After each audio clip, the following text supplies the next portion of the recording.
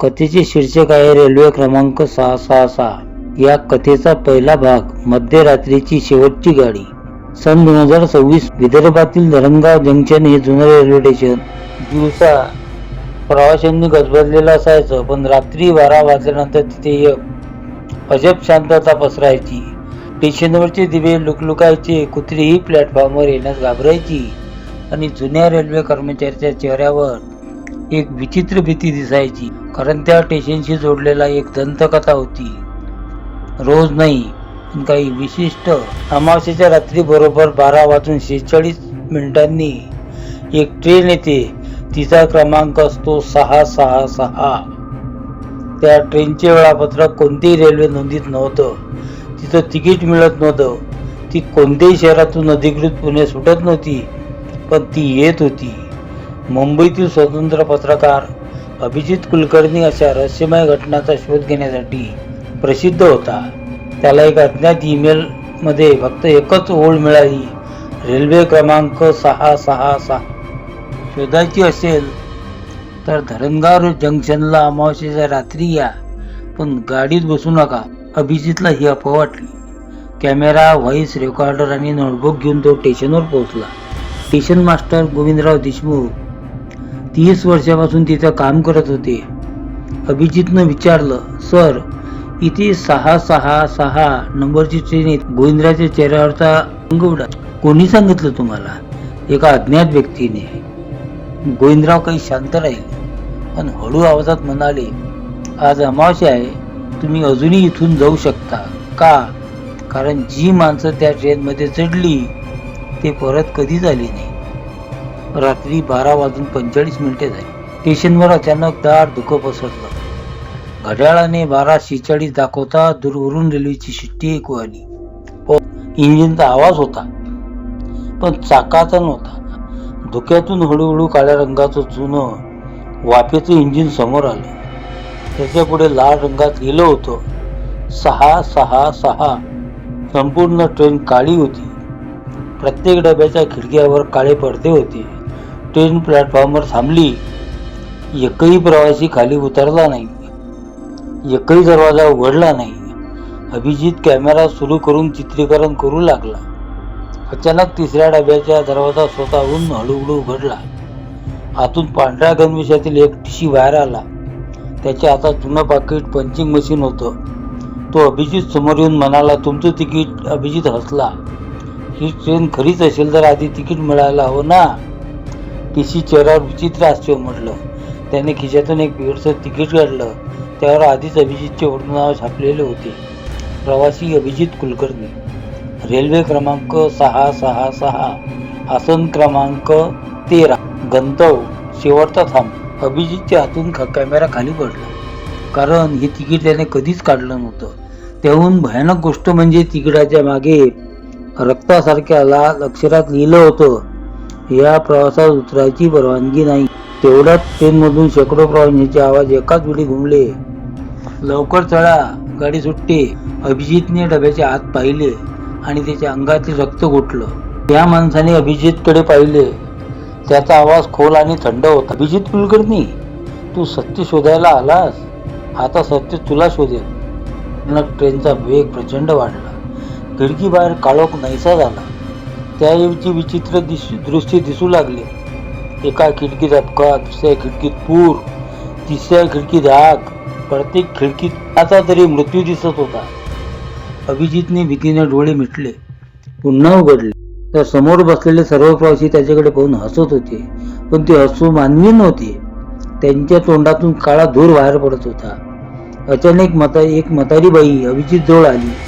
तिने त्याच्या हातात एक जुनं वर्तमानपत्र ठेवलं. ते वर्तमानपत्र 20 वर्षापूर्वीचं होतं. मुख्य बातमी वाचून अभिजितच्या पायाखालची जमीन सरकली. रेल्वे क्रमांक 666 भीषण दरीत कोसळली. 238 प्रवासी जागीत मृत. खाली प्रवाशांची नावं छापलेली होती. त्यात शेवटचं नाव पाहून त्यांचा श्वास अडकला: अभिजित कुलकर्णी. हे कसं शक्य आहे? तो ओरडला. म्हातारी बाई शांतपणे म्हणाली, या गाडीत चढणाऱ्याला मृत्यू आधीच लिहिला जातो, नंतर तो घडतो. तेवढ्यात संपूर्ण ट्रेन हादरली. टीसीचा आवाज घुमला. पुढचं स्टेशन मृत्यूघाट. डब्याचे दरवाजे आपोआप उघडू लागले. बाहेर दार धुक्यात एक मुटकळीस आलेलं स्टेशन दिसत होतं. स्टेशनच्या फलकावर रक्तासारखं लाल अक्षरात लिहिलं होतं, मृत्यूघाट. आणि प्लॅटफॉर्मवर शेकडो सावल्या शांतपणे ट्रेनची वाट पाहत उभ्या होत्या. पुढचं स्टेशन मृत्यूघाट. टीसीचा आवाज संपूर्ण डब्यात घुमला आणि ट्रेनचा वेग अचानक कमी झाला. खिडकीबाहेर दार धुकं होतं. काही क्षणांनी एक मोडकळीस आलेला प्लॅटफॉर्म दिसू लागला. स्टेशनवरील लोखंडी फलकावर गंध चढला होता, पण त्यावर लालसर अक्षरात अजूनही स्पष्ट लिहिलं होतं, मृत्यू. ट्रेन थांबता दरवाजे आपोआप उघडले. अभिजितने बाहेर पाऊल टाकलं आणि त्याच्या पायाखालची जमीन थंडगार बर्फासारखी झाली. स्टेशनवर शेकडो लोक उभे होते. कोणी पोलीस गणवेशात, कोणी शाळेच्या ड्रेसमध्ये, कोणी नवरीच्या वेशात, कोणी सैनिक. सगळ्यांचे चेहरे विकट निळे निस्तेज, पण त्यांच्या नजरा फक्त अभिजितवर खिळलेल्या होत्या. अचानक स्टेशनवरची जुनी घंटा आपोआप वाजू लागली. टन टन टन. तेवढ्यात गर्दीतून एक 10-12 वर्षाचा मुलगा पुढे आला. तुम्ही पत्रकार आहात ना? त्याने विचारले. हो, पण तुला कसं माहीत? मुलगा मंद हसला. आम्ही तुमची वाट पाहत होतो अनेक वर्षापासून. तू कोण आहेस? माझं नाव रोहन. मी 1998 मध्ये या ट्रेनमध्ये मरण पावलो. अभिजितच्या अंगावरची शहारे आली. रोहन त्याला स्टेशनच्या शेवटच्या टोकाला घेऊन गेला. तिथे एक जुनं स्टेशन मास्टरचं कार्यालय होतं, धुळीनं माखले. दरवाजा ढकलताच आत कुचका वास आला. टेबल एक जाडजूड रजिस्टर होतं. रोहन म्हणाला, हे उघडा. अभिजितने रजिस्टर उघडलं. पहिल्या पानावर तारीख लिहिली होती 17 ऑगस्ट 1998. खाली लिहिलं होतं रेल्वे क्रमांक 666. आत दरीत कोसळली, सर्व प्रवासी मृत. पण ही दुर्घटना नव्हती. पुढचं वाक्य अर्धवट होतं. जुनी कोणीतरी लिहिताना थांबलं होतं. अचानक रजिस्टरची उरलेली पानं स्वतःहून उलटू लागली. शेवटच्या पानावर लाल शाईने लिहिलेलं दिसलं, खरा दोषी अजून जिवंत आहे. कोण? अभिजित काहीच विचारलं. रोहनने उत्तर दिले. त्याने फक्त स्टेशनच्या बाहेरच्या डोंगराकडे बोट दाखवलं. डोकं बाजूला झालं आणि अभिजितला दूरवर एक मोडकी रेल्वे दिसली.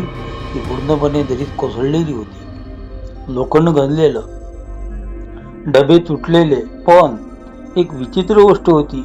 त्या अपघातग्रस्त इंजिनवरचा मोठा लाल अंकात लिहिलं होतं 666.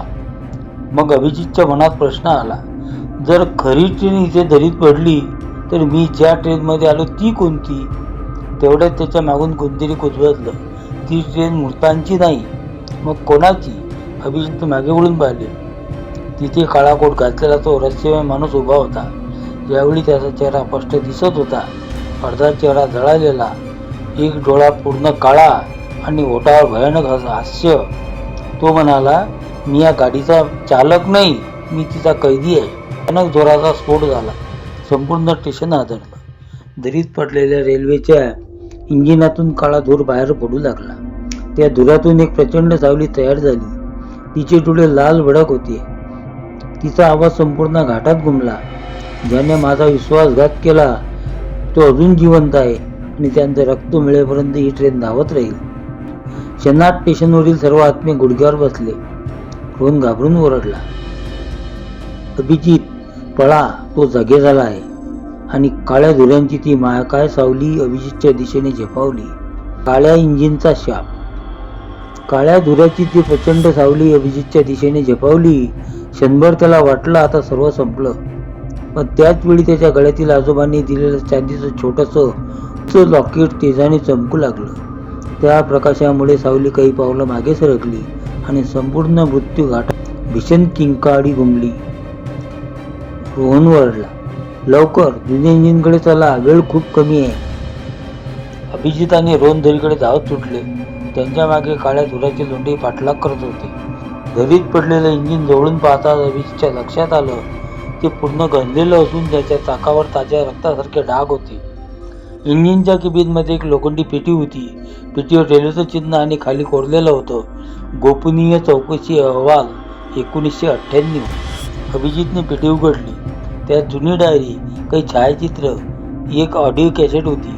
डायरीच्या पहिल्या पानावर लिहिलं होतं, मी लोको पायलट गणेश सावंत. जर कोणी ही डायरी वाचत असेल तर समजा आमचा अपघात नव्हता, आमचा खून झाला होता. अभिजितच्या डोळ्यात आश्चर्य दाटलं. डायरीत पुढे लिहिलं होतं, या मार्गावरून सरकारी खजिना जात होता.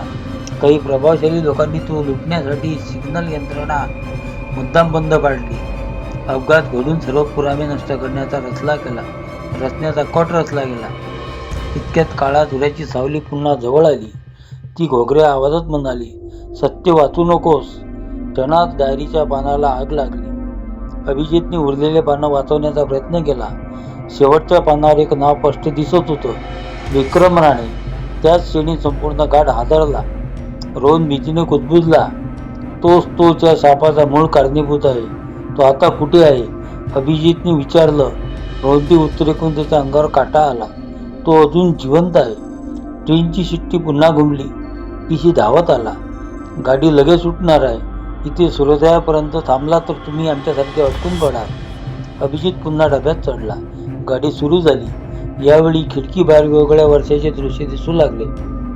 1998, 2005, 2014, 2026. प्रत्येक वर्षी अमावस्या रात्री एक व्यक्ती रहस्यमयरित्या बेपत्ता होत होती. सर्व घटनांचा एकच संबंध होता, रेल्वे क्रमांक 666. तेवढ्यात टीसीने अभिजितच्या हातात एक जुना नकाशा ठेवला. शाप मोडाचा असेल तर पुढच्या अमावस्येपूर्वी विक्रम राणेला शोधा. त्याने सत्य कबूल केल्याशिवाय गाडीला कधीच मुक्ती मिळणार नाही. गाडीने पुन्हा भीषण शिट्टी दिली. अचानक संपूर्ण डब्बा काळोखात बुडाला आणि त्या अंधारात एक आवाज घुमला, पुढचा प्रवासी तयार ठेवा. अभिजितला जाणवलं, मी यावेळी फक्त पत्रकार नव्हतो, तो 238 अस्वस्थ आत्म्यांच्या न्यायाचा शेवटचा साक्षीदार बनला होता. पुढील कथा क्रमशः पुढच्या व्हिडिओमध्ये जरूर पहा. कथा आवडली तर लाईक करा, शेअर करा आणि चॅनलला सबस्क्राईब करा. उर्वरित कथेचा भाग पुढील व्हिडिओमध्ये जरूर पहा.